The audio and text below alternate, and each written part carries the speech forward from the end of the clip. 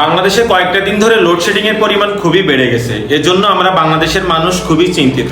তার ভিতরে কয়েকটি কারণ আছে। প্রথম কারণ হলো আমাদের বাংলাদেশে গ্যাস সরবরাহ কম, আর আরেকটা কারণ হচ্ছে আমাদের বড়পুকুরিয়া যে কয়লা বিদ্যুৎ কেন্দ্রটা আছে ওখানে কোনো একটা কারণবশত বন্ধ হয়ে গেছে।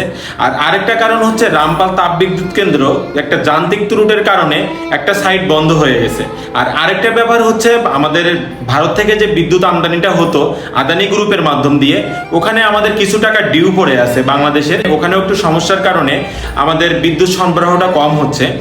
এই বিভিন্ন কারণের জন্য আমাদের আসলে বাংলাদেশে বিদ্যুৎ সরবরাহটা কমের কারণে আমরা লোডশেডিং এর পরিমাণটা এখন অধিক পরিমাণে পাচ্ছি। বিদ্যুৎ জ্বালানি এবং খনিজ সম্পদ মন্ত্রী জানিয়েছেন যে খুব দ্রুত একটি সমাধান করবেন এবং 20 দিনের ভিতরে উনি সমাধানটা করে দিবেন।